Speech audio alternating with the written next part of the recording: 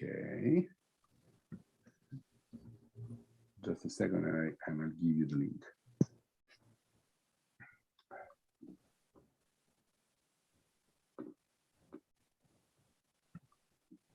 Okay.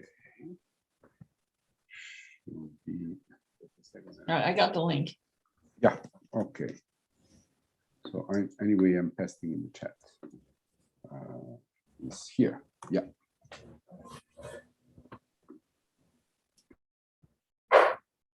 Wonderful.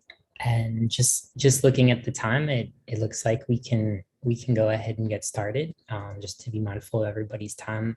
And so hello and welcome to all.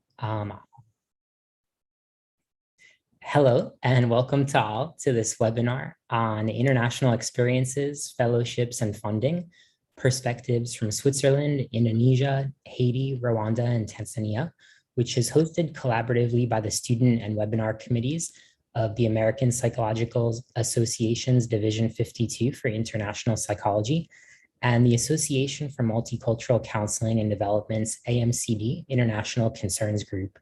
We appreciate you being here with us for this important conversation. My name is Daniel Balva, and I'll be serving as the chair of this webinar in collaboration with the Division 52 Webinar Committee chairs, Dr. Pina Marsico and Dr. Luca Tateo, and fellow webinar committee members, Dr. Falu Rami, Dr. Karen Brown, and Dr. Mary Bullock. Given that this is a collaborative effort, we would like to first introduce our wonderful collaborator, Dr. Anne Schillingford Butler, who would like to offer a warm welcome to our attendees on behalf of AMCD's International Concerns Group. Good morning, everyone. Thank you, Daniel. I appreciate you all having me as part of your session today. Just for a brief moment, as Daniel said, I'm the VP for International Concerns, and AMCD is a division of the American Counseling Association. I'm just so happy to be here. Part of our discussions we've had in the International Concerns Group is funding. A lot of individuals want to do international research. They want to look at counseling across global platforms, but don't know how to go about funding their research. And so I am just so happy that we have this session today, and hopefully folks who are listening can get that information so we can continue to serve our international community, as well as to continue to open the conversation with international partners to support those that we serve. Thank you all so much, and thank you, Daniel. Absolutely, and thank you so much, Dr. Schillingford Butler, and also to AMCD and the International Concerns Group. We're so happy to be collaborating with you today. And before we do begin, we would also like to go over some of the logistics on how to use the question and answer feature. Webinar attendees have the ability to ask the panelists questions by typing them into the Q&A box located at the bottom left of your screen. Please feel free to type your questions at any time during this presentation. And you will also see an adjacent chat box that can be used to interact during the panel as well. And we'll be sure to get to questions from our attendees during the latter part of this panel discussion. And we would also invite all of our attendees, if you would feel comfortable doing so, to write in the chat box and introduce yourselves and let us know where you're joining from today. And at this time, I have the wonderful honor to be able to introduce and welcome our wonderful panelists. First and foremost, Dr. Caleb Figge is a clinical child psychologist and an assistant scientist at the Johns Hopkins Bloomberg School of Public Health. He received his PhD from DePaul University in Chicago and completed his pre-doctoral internship at the Children's Hospital of Philadelphia. His first year of postdoc was a Fogarty Fellowship, working with the Harvard School of Public Health and the National Hospital of Tanzania. He currently serves as project director of an NIH-funded R01 in Zambia and works with CDC, World Health Organization, USAID, and other international funding bodies in Sub-Saharan Africa, Mexico, Southeast Asia, Ukraine, and Lebanon. And Dr. Figge, we're honored to have you here with us today. Thanks so much. Pleasure to be here. Absolutely. Next, I have the wonderful honor of introducing Dr. Elizabeth Farah-Lewis, who is a Black Haitian American psychologist who earned her doctoral degree in counseling psychology at the University of Georgia. Dr. Lewis's interest areas of trauma, disaster mental health, women's issues, ethnic and racial identity development, disability, social justice, and advocacy have led her to serve children and youth, adults with diverse sexual and gender identities, persons of different faiths and intersecting identities in the United States, in Haiti and Rwanda. She works with immigrant and refugee populations, churches and school systems to support individuals and communities' mental wellness. She engages in global mental health research and community projects to strengthen literacy around mental health and to address gender inequality. Dr. Lewis is a recipient of the U.S. State Department's Boren Fellowship in Haiti and the National Institutes of Health Fogarty Fellowship in Rwanda. She's received numerous awards from the American Psychological Association, Georgia Psychological Association, Athens Area Psychological Association, and the University of Georgia. She's presented at conferences in Japan, in Haiti, in Jamaica, and South Africa. Dr. Lewis is a cisgender woman born and raised in Miami, Florida, is fluent in Haitian Creole, a first-generation college student, and an avid solo traveler. We're so honored to have you here with us today, Dr. Lewis. Thanks for the introduction. Absolutely. Next, I have the wonderful honor of introducing Dr. Ashley Randall, who is an associate professor in counseling and counseling psychology at Arizona State University in the United States. Her area of expertise is on how romantic couples cope with stress and resulting implications for well-being. A Fulbright alumna and specialist, she is passionate about conducting international scholarship and has presented and published internationally on these topics. Dr. Randall is the editor of Personal Relationships, one of the flagship journals of the International Association for Relationship Research. And Dr. Randall completed her Fulbright in Switzerland and was also selected as a Fulbright specialist to Indonesia in 2020. We're honored to have you here with us, Dr. Randall. Thank you for the invitation. Glad to be here. Absolutely. Thank you. And last but certainly not least, I have the wonderful honor of introducing Dr. Susan Krause-Whitbourne, who is a professor emerita of psychological and brain sciences at the University of Massachusetts Amherst. She is also an adjunct professor in the Department of Gerontology and faculty fellow in the Institute of Gerontology at the University of Massachusetts, Boston. Dr. Whitbourne is the author of 180 refereed articles and book chapters and 20 books, many in multiple editions and translations, and a frequent commentator on local, national, and international media outlets, having appeared on the Today Show, NBC Nightly, News, Dateline, CNN, Olbermann, the Boston Globe, the New York Times, the Wall Street Journal, Money Magazine, USA Today, and Time.com. And at the University of Massachusetts Amherst, Dr. Whitbourne taught large undergraduate psychology classes and directed the Commonwealth Honors College's Office of National Scholarship Advisement. The winner of national and campus teaching and advising awards, she was also responsible for the university becoming a top producing Fulbright institution. Currently, she serves as a scholarship coordinator for the University of Massachusetts President's Office. She grew up in Buffalo, New York, and graduated from the University of Buffalo and received her PhD in developmental psychology from Columbia University and completed a postdoctoral re-specialization program in clinical psychology at the University of Massachusetts Amherst. Dr. Whitbourne, we're honored to have you here with us today as well. Thank you. I'm honored to be here, and I look forward to sharing some of the Fulbright secrets. It sounds like Dr. Randall could speak from personal experience, but I'm going to speak from the perspective of how everybody here can learn to apply for this amazing opportunity. So thank you for having me. Absolutely. And thank you so much. And as our attendees could see today, we just have a wonderful wealth of experience from all of our panelists. And so again, we're so grateful and fortunate for each of you being here.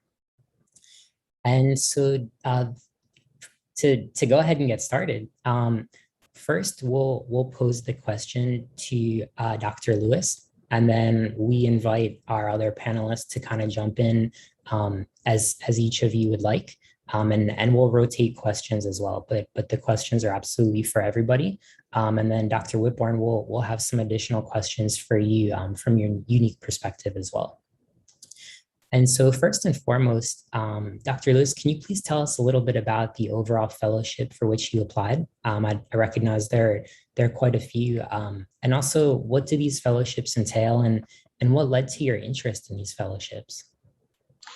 Yeah, sure. I can start us off, and I'm sure Dr. Q could share more too. But I can start off with the Boren Fellowship. So the Boren Fellowship is part of the U.S. State Department, if I'm correct. And I did that during my 4th year of my PhD program.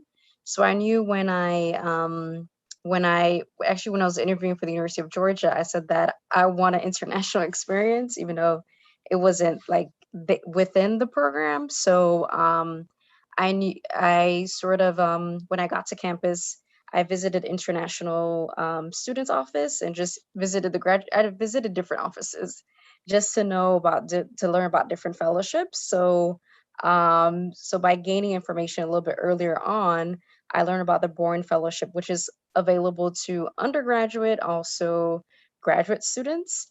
And part of the Boren Fellowship is to have, they want you to sort of either learn or further strengthen a particular language that you have. So for me, the language that I selected was Haitian Creole. It's a language, one of the languages in Haiti. So so I crafted my my application to that tied natural disaster with U.S. national security. So you have to tie in whether it's mental health or something, it has to be tied to national security. So I was able to make the case for why natural disaster and also mental health is important to U.S. national security from a Haitian context. So I was selected, and you could do it for about at least 10 months to a year. And the fellowship was a very competitive process, just in terms of the application. I think at that time, the University of Georgia hadn't had a graduate student be selected in many years. But it was a great experience because I had not only had the ability to like strengthen that particular skill, especially within a mental health sort of context, where I worked with a local NGO and also worked with the mental health team there. And I was able to work on my research project as well. And the fellowship is about $25,000 US, and they pay you in, I believe, 4 installments. And for me, that was more than enough for me to live in Haiti. But I think it's important to be mindful because some fellows or scholars are stationed in different countries. So you have to think about if $25,000, they may have raised it a little bit, but if it's enough for you to live comfortably. And then also with the Fogarty Fellowship, I applied, during my last year of my PhD internship process. And that's basically another sort of application process where I connected with the same local NGO, Partners in Health, that was in Haiti, also in Rwanda as well. And the focus was mental health. So I wrote a proposal, and I was selected. It took a couple of months to find out, and I completed that from September 2019 to September 2020. So I'll stop there and let Dr. Figge share more about that as well, the Fogarty process. Sure, thanks, Dr. Lewis. So I also received the Fogarty postdoctoral grant, just like Dr. Lewis. So I can add a little bit about my experience with that. I was coming from a program that really did not have a global health component or line of research. And I had done my dissertation in international context in Cambodia. And so once I was emerging as a postdoc, I was looking for some more formal mentorship, formal global mental health mentorship. And so I heard about the D43, the Fogarty. As I'm sure we'll cover maybe later, to apply, there's 5 consortia. Is that right, Dr. Lewis? I think there's 5 different consortia of universities, and you need to be associated or associate yourself with one of the universities that participate in the Fogarty Fellowship. I was not associated with any of those universities prior, which I think is good for people who might want to apply to know. You don't need to be associated with them ahead of time. So I sent a bunch of cold emails to a bunch of researchers with some proposals and ideas, and some of them got back to me. So that's how I connected with Harvard, and they had a pre-existing research relationship with the National Hospital in Tanzania. And so I jumped on to 2 mentors. You have to identify one mentor in the States and one mentor in the country that you'll be with, the lower middle income country you're working in. Yeah, so it really stemmed from wanting more formalized mentorship in global mental health. Given that it is a training grant, the mentorship and training is a major part of the application, which I'm sure is clear. And it was also a great way to get into the NIH world and start getting connected with more NIH funding moving forward. I'll stop there.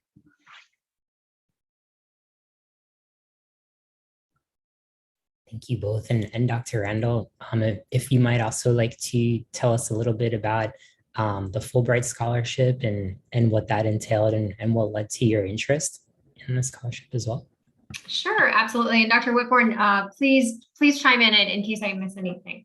Well, similar to Dr. Lewis and Dr. Figge, I think that likely the passion really stemmed from wanting to understand and have a global perspective of some of the the issues or the concerns that we can tackle together.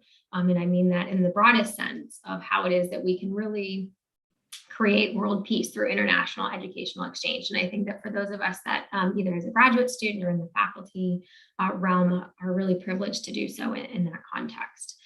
And so as a graduate student, I was actually talking with another student who was on a Fulbright Fellowship. And I was saying, oh my gosh, this is amazing. Like how wonderful that you get to travel, to another country and learn and then take that information back to not only enrich your own personal development, but professional development as well for the communities in which you reach. And so in that conversation really started, and this was during my master's program, started the conversation of looking and similar to Dr. Figge, sent a bunch of emails. And for those that kind of got back to me, then kind of started that dialogue in terms of here is a project that I would like to propose. And in particular, here is how I really feel as though that I can learn from your mentorship and your being the particular faculty advisors that I was going to be working with for the Fulbright Fellowship, and started that dialogue and exchange. And so it's really a unique opportunity for all, I would say, across all of these fellowships to be able to take some of what we have learned, within our degree programs and our clinical experiences, and then apply those in settings, as well as learn from those settings and how those contexts can be applied here in the United States or wherever we may be working. So Daniel, I hope that I wanted to be brief in my comments, and I hope that answered the question. I'm happy, of course, to elaborate on the process at a later time.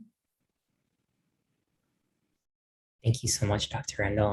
And Dr. Whitbourne, could you please share a little bit about what led to your pursued involvement and leadership with the Fulbright Scholarship as well?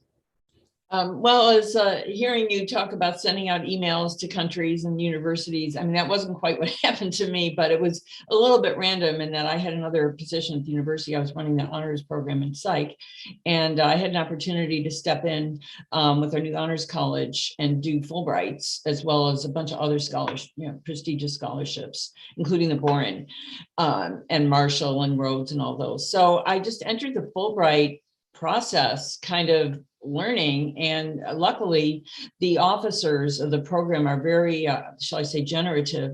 They taught all of us, there's a group of advisors nationally who would get together and hear what to do. So I jumped in, I started advising students. I had a blast because I got to do learn so much from all the fields that people come from.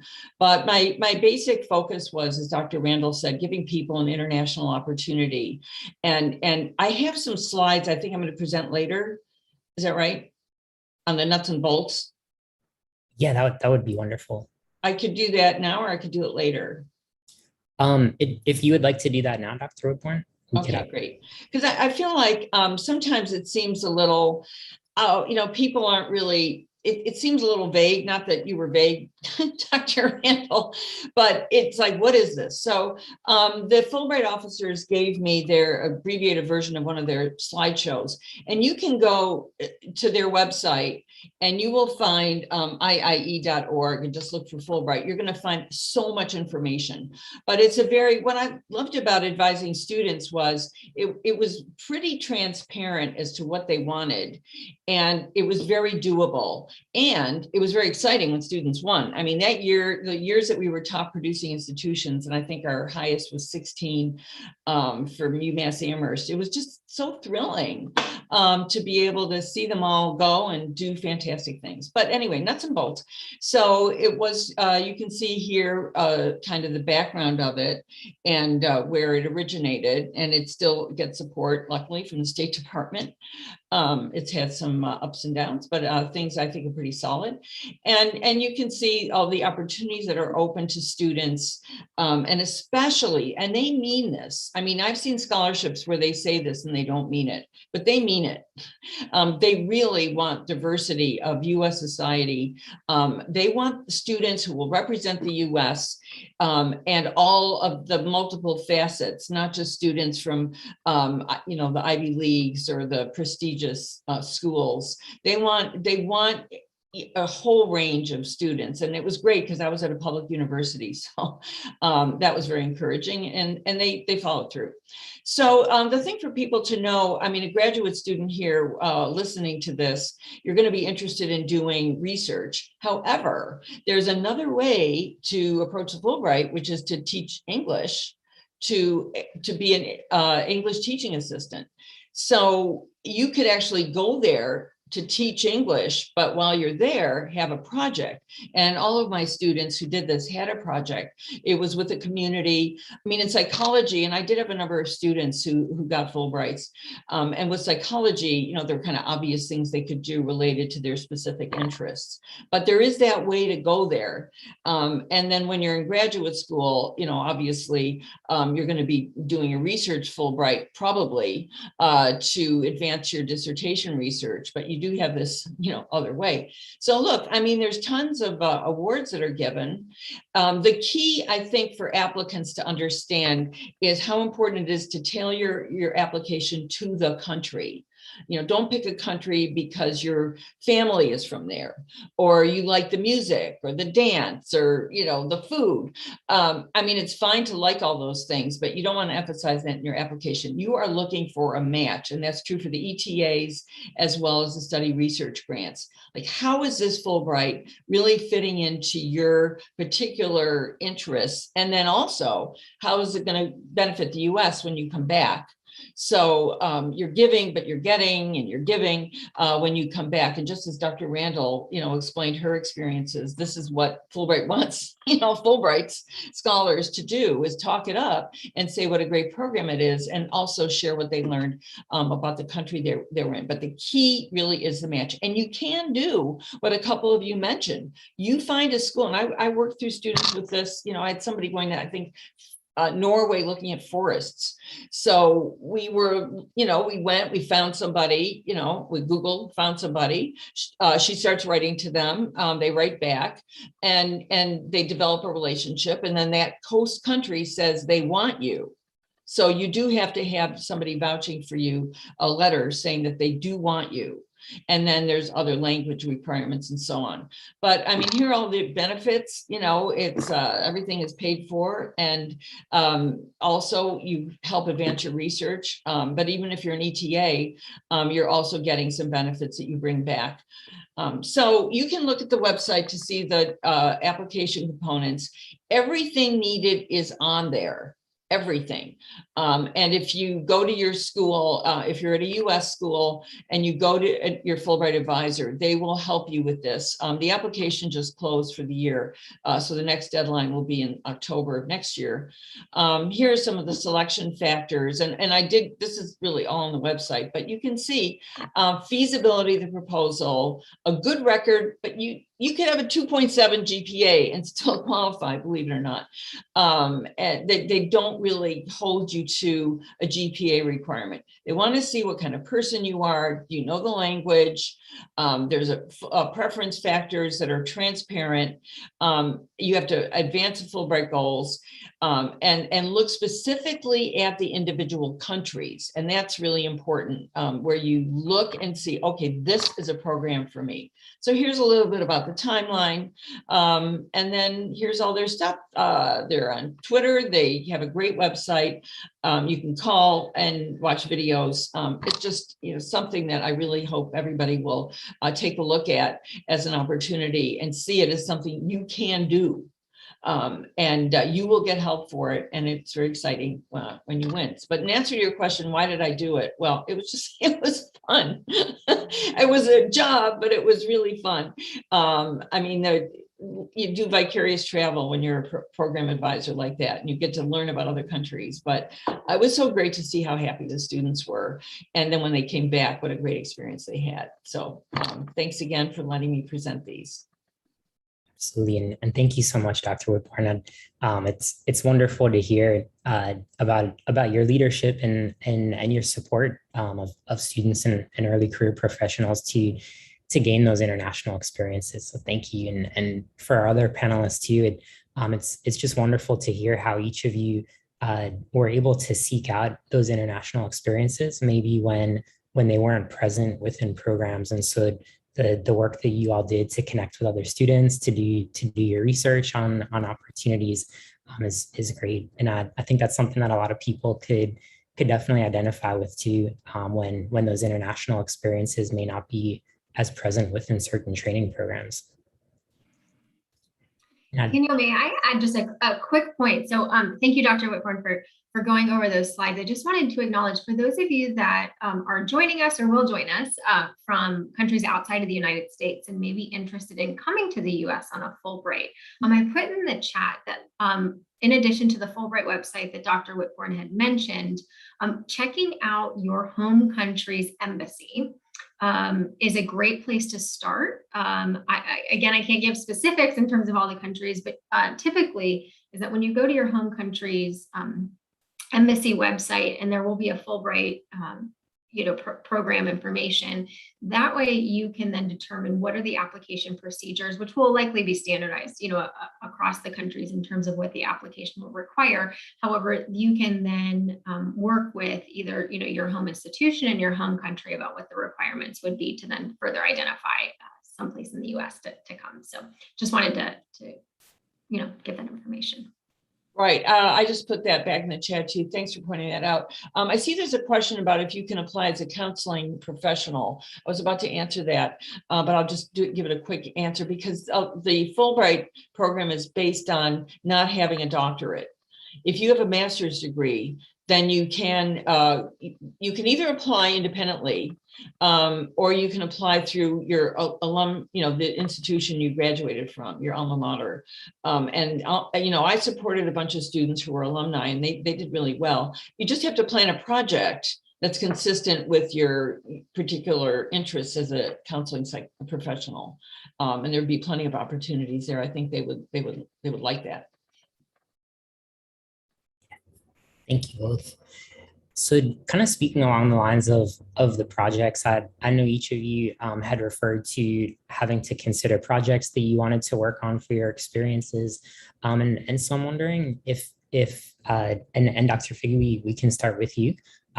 If you might be able to speak a little bit about how you conceptualized your project, and then also if you can share a little bit about what your experiences were like with the fellowship and what type of work that you did. Sure, happy to. In terms of conceptualizing the project, it was a combination of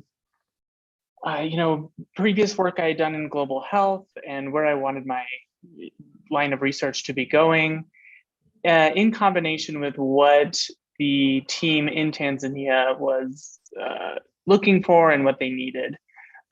So a lot of that has to be developed kind of in the application stage. And so those conversations have to happen pretty early. But I've also learned that a lot of that can change by the time you actually get on the ground. So my project specifically, as mentioned at the top, I was working with the National Hospital of Tanzania in the capital of the country, Dar es Salaam. And the hospital had just opened the first public child and adolescent psychiatry clinic. And they were still working on what assessment and screening tools they were going to use for the clinic and weren't sure. So what my project did was to develop and validate a screening tool for use in the child and adolescent psychiatry clinic. So it was a mixed method study where we did qualitative interviews with clinical youth and child healthcare professionals to then develop a tool that we administered to a sample of youth around Dar es Salaam. And then we validated that tool with the diagnostic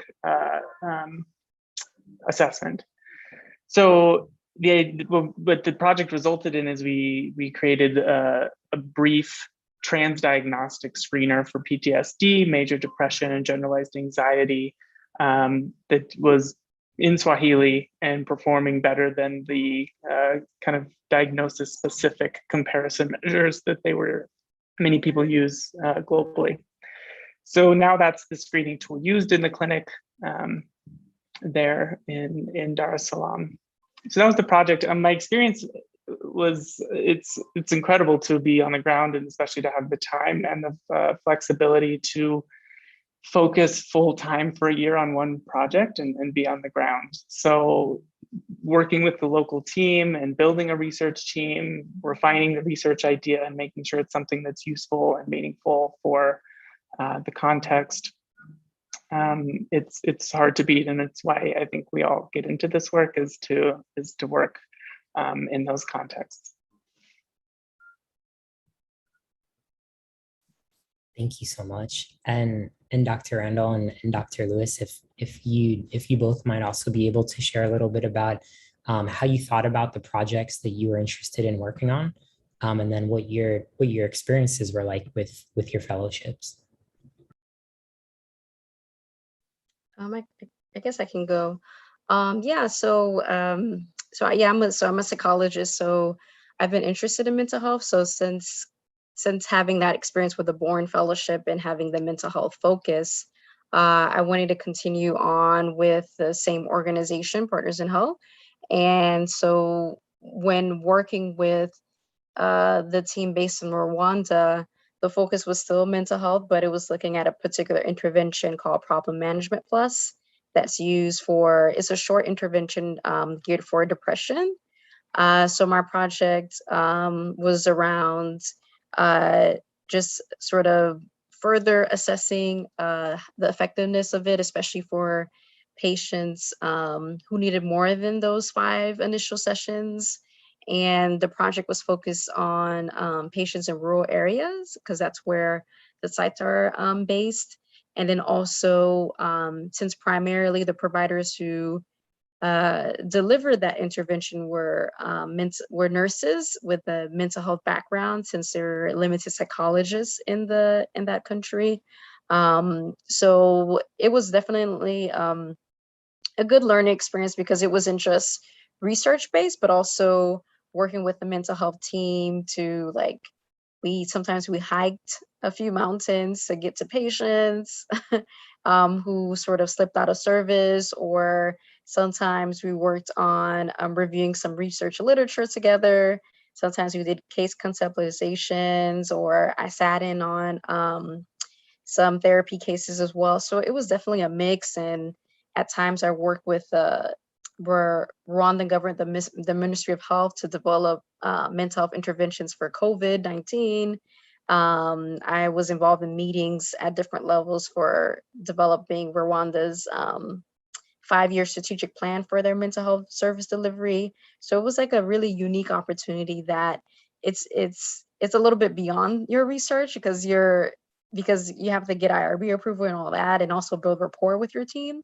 So there's definitely many other elements to it that can really tap into your clinical side, policy side, so I think it's really, it goes beyond your initial proposal idea, that as you get on the ground, you get more exposure and also experience as well.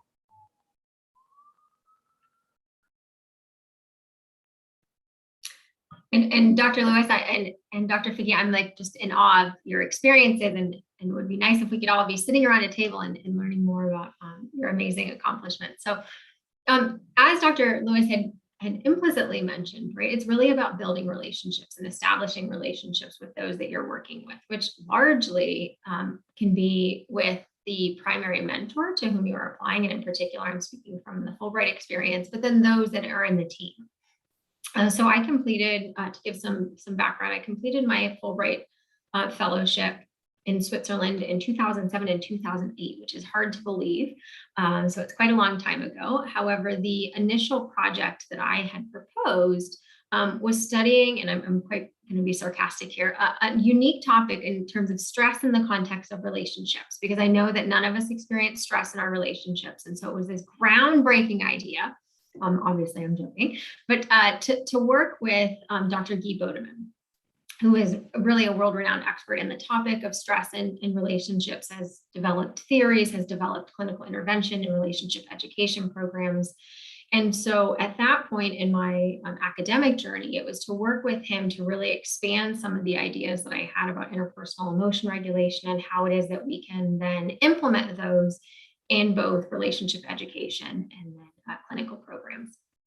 And so in working with Guy during that fellowship program, I was introduced, as similar to Dr. Lewis had mentioned, introduced to others, both within Switzerland and outside the context of Switzerland, who were doing similar work. And so in kind of that trajectory up to present day, that has really afforded me the opportunity to work with many others internationally. And so most recently, just completed a 27-nation, multi-nation examination about how the implications of COVID-19 related stress on the impact of relationships. And that was really in the context of, like the other panelists had mentioned, about establishing these relationships and reaching out to saying how it is that we can come together with our unique experiences to really serve the communities. And I say communities broadly defined. And so that was really the context of the Fulbright Fellowship that I completed. And then most recently, in 2020, unfortunately, due to COVID, the trip has been postponed. However, in the establishment of relations and connections with individuals at the University of Indonesia, had talked with them in terms of conducting not only research in the context of romantic relationships, but recognizing the need for the development of a counseling program. And so in my role as a Fulbright specialist, was working with the university to create that application as a Fulbright specialist. So for those of you that have worked in your specific career field, I believe it is, and don't quote me on this, but we'll have to check the website, but at least over 10 years, that you can then apply to be on the Fulbright specialist roster. So what this means is that you have skill sets in X, Y, and Z, universities outside the US. And I apologize because I'm not sure if this program is also available for international, specialists who would like to come to the US. So we'll have to check that out. But for those in the US that have this experience and would like to go abroad, you can apply to be on the Fulbright specialist roster. Once approved, you would then be getting emails to say there are programs in X, Y, and Z domains. And this is, of course, outside of psychology, like, for example, business, other domain areas that one could be a specialist for. And then it's almost like a match program, right? Where that a university would say, we're really interested in someone who could come and help us develop X.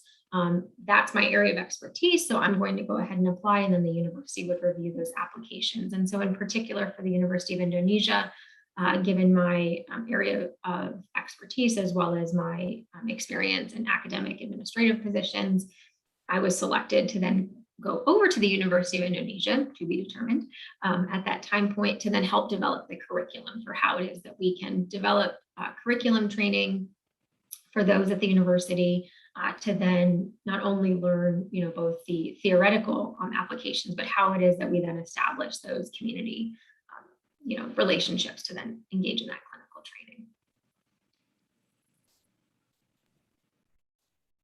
Such such incredible projects that each of you have engaged in and taken initiative on. So thank you all for sharing that. And that could be a whole other webinar in and of itself. So we'll be back hopefully for part 2.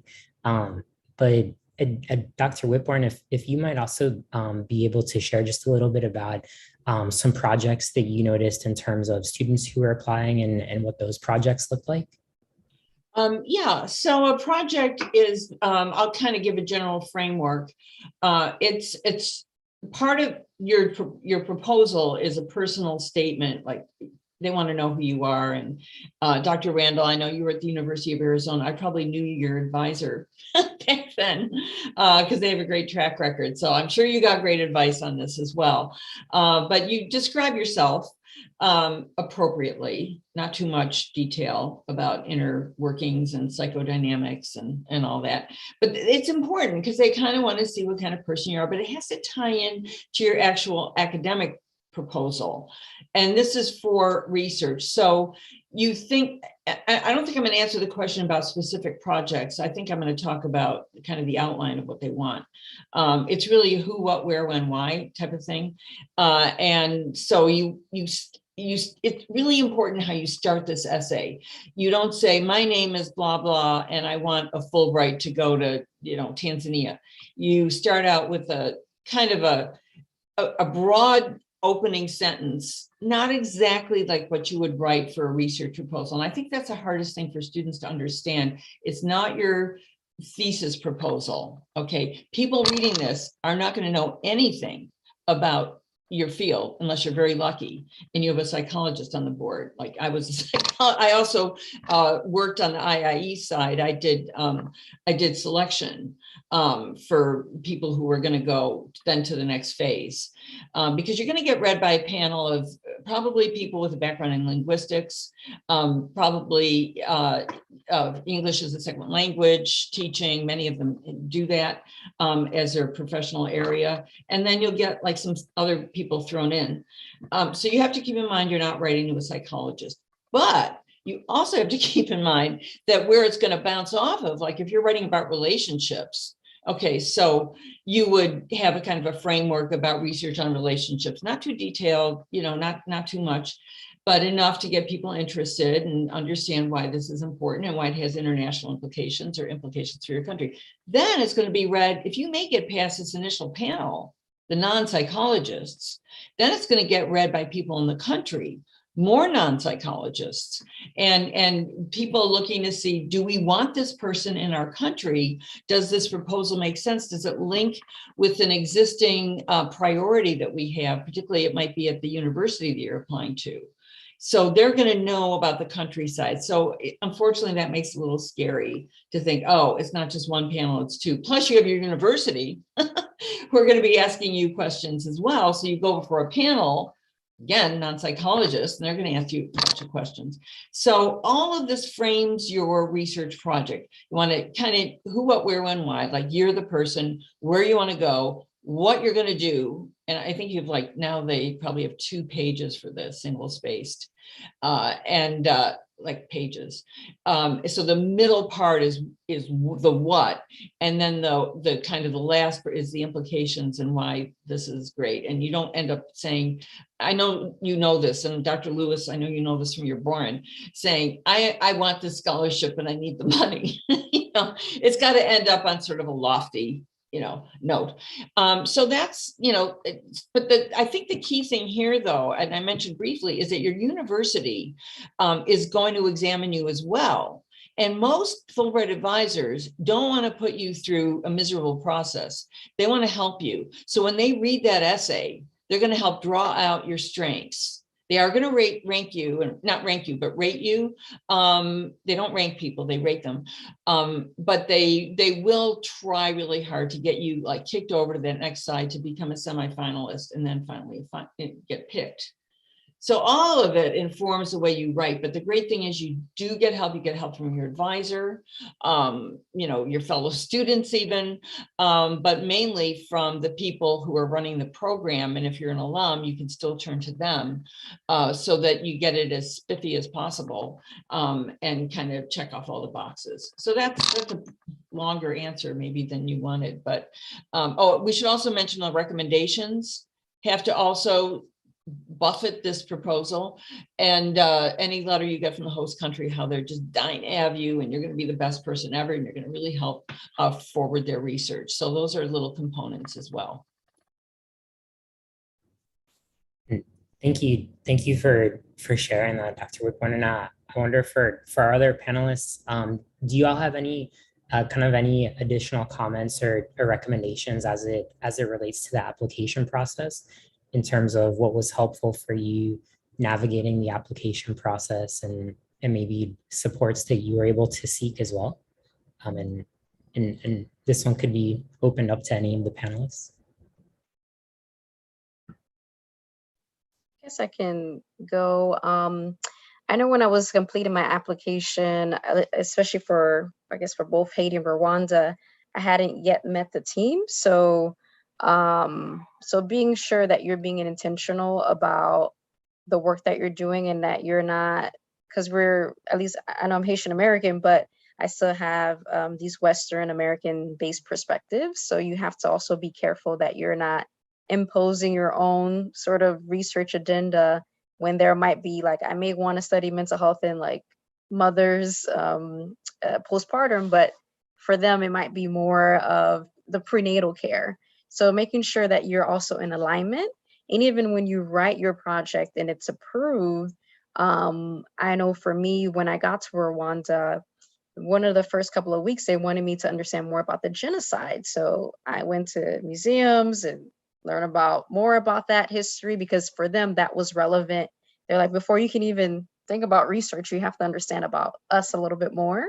So I think it's really taking the time to be reflective, and also while you're on the ground, try not to only mingle around expats, but also locals as well, and really being flexible and adapting your project to what makes sense for those on the ground, while recognizing that you might have a push and pull with what your mentor is saying in the US versus your mentor is saying on the ground. So really navigating that. And I think that can help to also get a sense that you're here to really not just here for like a brief period, but you're interested in cultivating a pipeline or some form of relationship even after you're gone or after the project is done.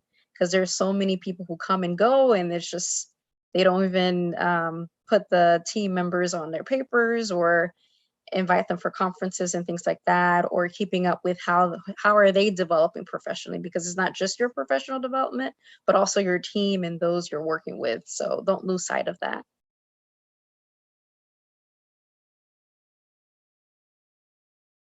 Can I mention something? Because you talked about your Haitian Americans. So one of the factors they look for is this balance between how much you know about the country or are, have roots in that country, and whether you've been there or not. Like there's kind of a little curve of little, okay, you've had some experience, you've been there, that's great. Too much, and no, you won't qualify, because there has to be, it's like the sweet spot of how much you know about the country. So a lot of times people did a study abroad, like in Germany, and then wanted to go back to Germany. Well, how long were they there for? And maybe they even have family roots there. So you got to play with this a little bit and figure out that right balance, so that you hit it just right. Oh, may I also mention, I talked about Germany. There is something called the DAAD, the DAD, and you can look that up as well. That's for going to Germany, and that's a really huge program, and they do support research as well. Very briefly, just wanted to echo Dr. Lewis's points in terms of really immersing oneself in the culture and, being mindful of what are the perspectives that we are taking into that, the specific country or the specific situation, and how it is that we can also be open to experiences and learning. And so very quickly, one of the things that, that I was reflecting on, as Dr. Lewis was mentioning, was in Switzerland, the workday is very much of a very structured 9 to 5. Where at 10:30, everyone goes for a coffee break. And I know that when I initially started, I'm like, I don't have time for a coffee. Like, I have to get whatever it is that, is being done, completed. And so recognizing that that's really a time to establish those relationships, build collaborations, et cetera. And so as much as I would have loved to keep the coffee break in my daily schedule now, it is not there, but certainly something, that was a really welcomed opportunity in that context there. And then very briefly, Dr. Figge, because I want to save time in case you want to chime in, is that in terms of about the application process that Dr. Whitbourne was talking about, I would say absolutely reach out to your mentors. And I say that with the plural, having multiple individuals that are experienced both within the programs as well as outside the programs, read over your essays. Because a lot of the times, and this is whether it's not an international fellowship, applying to graduate school, applying to jobs, whatever it may be, is that we are either using nomenclature that we're familiar with, that we think everyone understands, or alternatively, we're explaining things and saying, yeah, they're going to know what I mean about this, or this really reflects who I am. And so I often give the advice, at least in working with students, is that if someone were to read your personal statement, would they really know it's you, right? Or would your voice come through? And that's just advice that I would give, whether it's applying to the fellowships or anything in particular, because it's really demonstrating how you are going to not only bring your expertise, but then also benefit from those experiences as well. The only thing I'll add to the application phase is for the Fogarty is, I would say, start early. It's quite the application, and like Dr. Lewis and Dr. Randall mentioned, I think the sooner you can start building relationships with the team internationally, the better the project is going to be in terms of meeting needs of what the local team thinks is best for the context and thinks is best for the research right now. And that can just take time to get to know them and to get emails back and forth. And the other thing to start early is to get a lot of feedback, I think, on the scale of your research project.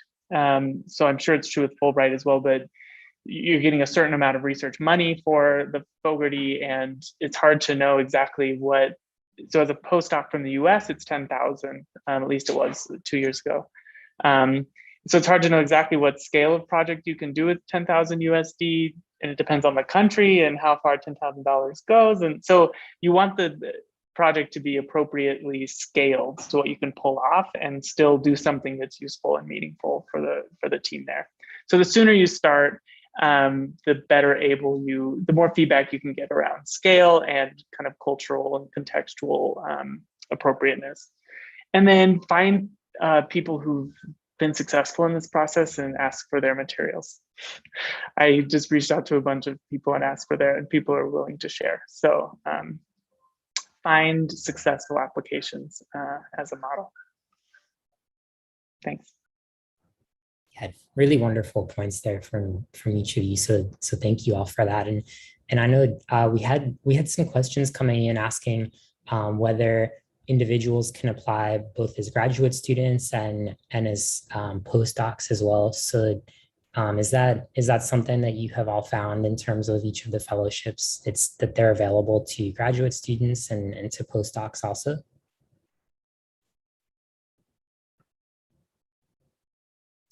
Yeah, looks like there's a collective yes. So it seems like that's absolutely possibilities for postdocs and also for graduate students as well. And I know there was a question as well as to whether mental health counselors can apply also, and students studying mental health counseling. And so I believe Dr. Whitbourne, you had alluded to that's absolutely a possibility, Dr. Randall as well. in terms of the Fogarty Fellowship, do we know if that's also a possibility for mental health counselor graduate students or graduates to apply for?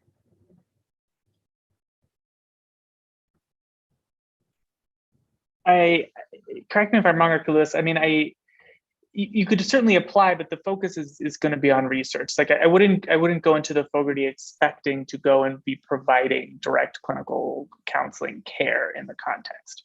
You might be associated with a clinical project, and like Dr. Lewis's experience, you might have some interaction with that, but the focus is going to be on a research project. And it wouldn't be typical for you to drop into a new context and be able to provide direct care. So I wouldn't come in with that expectation. Yeah, I echo the same. I think they at least want you to, I think, be in a pre-doc program or almost done with your PhD or about done.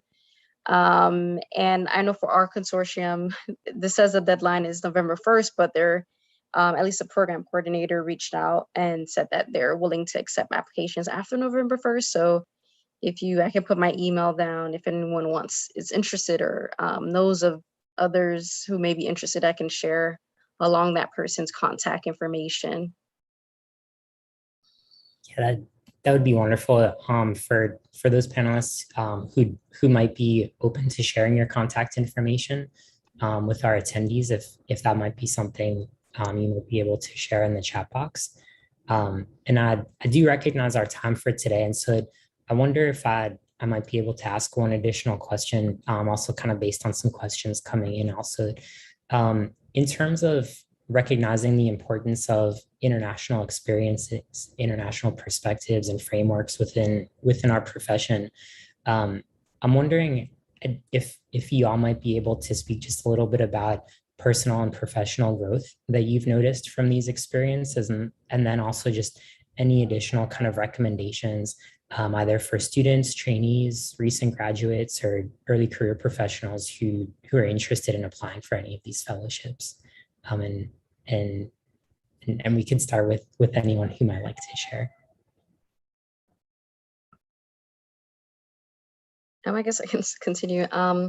Yeah, I think I noticed just like I just have more confidence in myself. Right now, I do a little bit more clinical work. So I have one research day at my current institution in Boston. And even within my clinical work, working with refugees, there's opportunities to do research.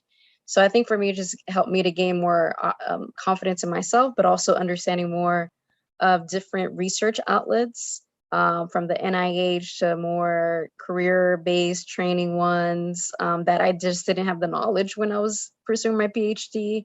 And then also even like local citywide sort of grants and things like that. And I've had more opportunities to really find my style of writing to publish as well. So I think it's been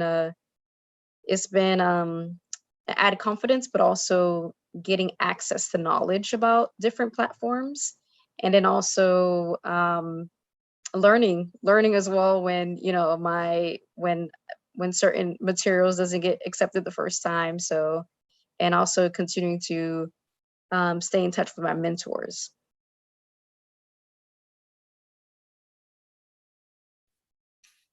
Very quickly, I cannot speak like highly enough about the experiences that I've had in terms of both professional and personal growth. And, personally, to be able to build relationships, learn from others, learn about different cultural practices has been amazing, to say the least.